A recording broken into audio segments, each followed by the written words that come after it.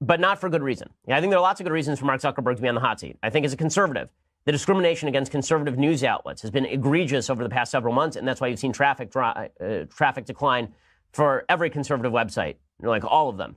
Okay, but the reason that he's really getting flack is because the left has decided that Mark Zuckerberg is responsible for Hillary losing. So let's count all the people responsible for Hillary losing. According to the media, it's not Trump, right? Trump didn't win the election. He lost. The people responsible for Hillary losing are, in order, James Comey, the Russians, the conservative media, and social media, right? And so they finally gotten to the last on their list, social media, and they're trying to encourage everybody on social media to change the nature of their algorithms in order to prevent conservatives from disseminating information. So CNN is hot and bothered about Facebook having allowed companies to gather information from Facebook, okay, which, as I've said, everyone does on Facebook. If you join Farmville on Facebook, if you play Farmville, you are having your information drawn from Facebook. Every time you click on anything on the internet, somebody is gathering that information in order to drive an ad program to you. This is how people make money on the internet.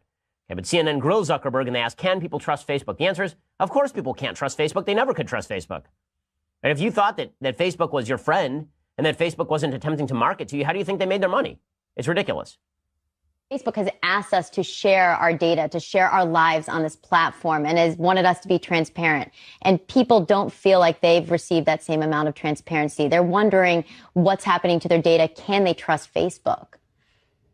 Yeah, so one of the most important things that I think we need to do here is make sure that we tell everyone whose data was affected by one of these rogue apps, right? And we're going to do that. We're going to build a tool where anyone can go and see if their data was a part of this. But so the 50 million people that were impacted, they will be able to tell if they were impacted by this. Yeah, we're going to be even conservative on that. So, we may not have all of the data in our system today. So anyone whose data might have been affected by this. This is such nonsense. I mean, okay, want to know whose data was affected? Everyone's. Okay, on Facebook, because everyone is gathering information from you all the time on Facebook. It's how Facebook makes their money. Okay, this is just silly talk. It's silly talk. And Zuckerberg pretending, oh, we'll be fully transparent. Oh, we'll finally reveal everything that we know. Oh, we're finally going to show you the inside workings of our... None of this is going to happen. None of this is going to happen. Zuckerberg's pandering, by the way, is really egregious. I mean, he even says that he would love to see regulations on Facebook. Okay, this is just nonsense. Here's Zuckerberg saying that he's not even sure that they shouldn't be regulated. Given the stakes here, why shouldn't Facebook be regulated? I actually am not sure we shouldn't be regulated. Yeah, of course he's sure they shouldn't be regulated. Why do you think he's attempting to self-regulate right now? He doesn't want to be regulated because he's afraid it will cut into his bottom line. So what's he doing? He's doing what Democrats want, so they don't regulate him. Okay, this is outside Democratic pressure in order to ensure that social media companies do what Democrats want. Okay, in a second, I'm going to give you the update on what Zuckerberg posted, because he posted this long, ridiculous letter about what's been going on with the Cambridge Analytica situation. I'm going to read it to you in just a second and analyze it. But first, Mark Zuckerberg issues a letter yesterday about the Cambridge Analytica situation. And here's what he says, quote, I want to share an update on the Cambridge Analytica situation, including the steps we've already taken and our next steps to address this important issue. We have a responsibility to protect your data. And then he gives a timeline of events. He says, in 2007, we launched the Facebook platform with the vision that more apps should be social. Your calendar should be able to show your friends' birthdays, your maps should show where your friends live, and your address book should show their pictures. To do this, we enabled people to log into apps and share who their friends were and some information about them. In 2013, a Cambridge University researcher named Alexander Kogan created a personality quiz app. It was installed by about 300,000 people who shared their data as well as some of their friends' data. Given the way our platform worked at the time, this meant Kogan was able to access tens of millions of their friends' data.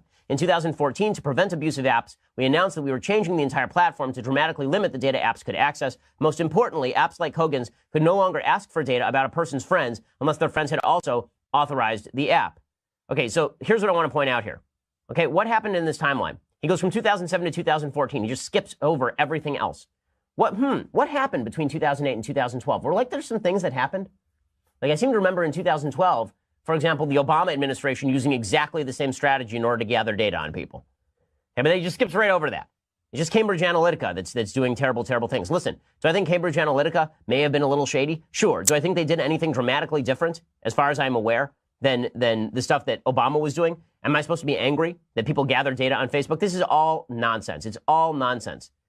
I mean, this is all crazy. He says, in the next month, we'll show everyone a tool at the top of your newsfeed with the apps you've used and an easy way to revoke those apps' permission to your data. We already have a tool to do this in your privacy settings. Now we will put this tool at the top of your newsfeed to make sure everyone sees it. So I'm glad they've used the newsfeed to get rid of all the people you actually follow. And now they're going to insert a bunch of crap that they want you to know about. But they're not going to allow you to pick the people you choose to follow.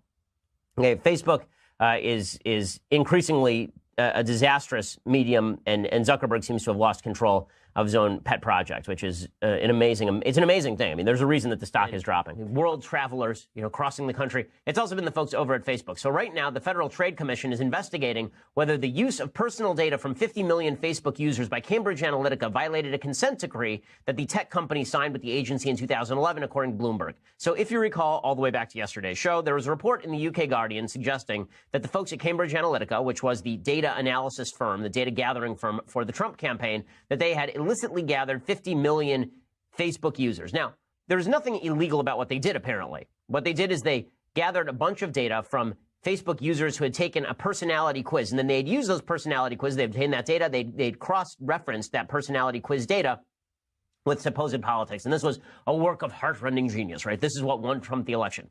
It didn't win Trump the election, by the way. Trump won the election because Hillary was an unbelievably crappy candidate and Trump campaigned in the right places. Okay, it wasn't because there are a bunch of people at Cambridge Analytica hacking your Facebook data or anything like this. This is just nonsense. If you've played Farmville on Facebook, they're gathering your information. If you shop online, they're gathering your information. You ever wonder how it is that the ads on your Google are tailored to you, right? You just bought something from Amazon and voila, there's another ad from Amazon. That's because everybody online is always gathering information about you to make sure that they can sell you things. That's how online works. Hey, there's nothing terrible that happened so far as I can see yet. Maybe there will be new evidence of something quite terrible, but the left is going crazy because, again, they're trying to set up a particular narrative here. So a spokesman for the FTC is saying, quote, "We are aware of the issues that have been raised, but cannot comment on whether we are investigating. We take any allegations of violations of our consent decrees very seriously, as we did in 2012 in a privacy case involving Google." Facebook said Tuesday it had received a letter from the FTC with questions, but had not been informed of a formal probe. If these were all found to be violations, if it turns out that Facebook had been willfully violating its own consent decree, it would cost them $40,000 per violation. If you were talking about tens of millions of violations, then you're talking about presumably billions and billions of dollars in violations. It would basically bankrupt the company if this ended up being a serious issue. But it really isn't. Okay, these weekend reports allege that Facebook users allegedly willingly provided their data to a psychology quiz app, and then the people who made that quiz app passed the data along to Cambridge Analytica without the user's knowledge, constituting a potential violation. Okay, whatever. That is not a big deal. I'm sorry. I'm not going to pretend that I think that it's a huge deal if firms that are gathering data on you market that data at other firms. Okay, this is how online works. Again, people who are ignorant about how online works, the reason that you are seeing all those ads is because people put cookies on your browser. This is all ridiculous. Okay, shares of Facebook fell 5% Tuesday after skidding as much as 8% on Monday. And now apparently Mark Zuckerberg's having a meeting, but he's not going. So Facebook's bureau, their staff is having a meeting. The chief executive of Facebook, according to The Guardian, Mark Zuckerberg, has remained silent over more than 48 hours since The Observer revealed the harvesting of 50 million users' personal data, even as his company is buffeted by mounting calls for investigation and regulation, falling stock prices, and a social media campaign to delete Facebook. Facebook shares slid 7% on Monday following the news, knocking $36 billion off the company's valuation as investors worried about the consequences of the revelations, according to the UK Guardian. Zuckerberg owns 16% of the company, and he personally saw his fortune fall $5.5 billion to $69 billion. Oh, poor baby. And the embattled social media company announced on Monday it would engage in a digital forensics firm to conduct an audit of Cambridge Analytica to determine whether the firm or not still has copies of the data in question. Okay, does this sound like anything awful happened? Well, we'll let you be the judge. Okay, here's the deal. Okay, for years, all we heard after 2012 is that one of the reasons that Mitt Romney lost is because the data operation for the GOP sucked. I was there. I remember. This was the talking point. The talking point is that Mitt Romney did not have the necessary data operation in order to ensure that everything was going to go okay. Okay, and then, and Barack Obama's data team, by the way, was praised as these wonderful world-breaking geniuses. In fact, flashback to 2012, Maxine Waters, another world-breaking genius, she was talking back in 2012 about how Barack Obama had done it, and she said he gathered data on everyone via Facebook. Wow. Put in place an organization that contains the kind of database that no one has ever seen before in life. That's going to be very, very powerful. And whoever... In terms of the Organizing for America that he's now shifting to become a 501c4. Yeah, that's right. That's right. And that database will have information about everything on every individual in ways that it's never been done before. And whoever runs for president on the Democratic ticket have to deal with that. And yet no one found that creepy. How magical. It's amazing. It's like when Democrats were engaging in micro-targeting and giant swaths of data gathering, everybody just looked the other way. Wow. I can't believe it. In fact, one of the publications that looked the other way, not only looked the other way, but praised the Obama campaign was, you guessed it, the UK Guardian. In 2012, they reported that President Obama's re-election team was, quote, building a vast digital data operation that for the first time combines a unified database on millions of Americans with the power of Facebook to target individual voters to a degree never achieved before. What? I mean, that sounds exactly like what Trump's team was doing. Oh, my goodness. That must have been nefarious then. But no, it was about the Guardian talking about the world-breaking genius of the Obama team. Again, building a vast digital data operation that for the first time combines a unified database on millions of Americans with the power of Facebook to target individual voters to a degree never before achieved. According to The Guardian, Obama's new database would be gathered by individual volunteers who'd log on to Obama's re-election site using their Facebook credentials, consciously or otherwise. Okay, again, the entire claim here is that the Trump campaign gathered data on people who weren't consciously aware that their data was being gathered. Here's The Guardian in 2012, quote, consciously or otherwise, the individual volunteer will be injecting all the information they store publicly on their Facebook page, home location, date of birth, interests, and crucially, network of friends, directly into the central Obama database. Facebook had no problem with any of this, but they do now. There's a reason for this. Okay, the former Obama director of integration and media analytics said, during the 2012 campaign, Facebook allowed the Obama team to, quote, suck out the whole social graph.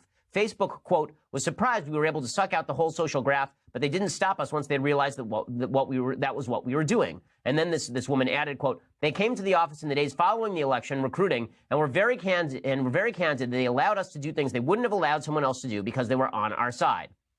Not so with Trump. Of course, as soon as Facebook realized that Cambridge Analytica had pursued a similar strategy, they suspended the firm. None of this is surprising because it's all part of a larger and greater agenda. That larger and greater agenda, as I suggested yesterday, is that Democrats think that Trump should not have won. In order to prevent future Trumps from winning, they're going to prevent conservatives from getting out their message. They're going to prevent data mining by Republicans, but they will allow it for Democrats. They're going to prevent conservative websites like the Daily Wire from distributing our material. They'll build algorithms to prevent that distribution. They will at the same time benefit a bunch of left-wing organizations that are doing exactly the same kind of journalism that we are, just on the other side.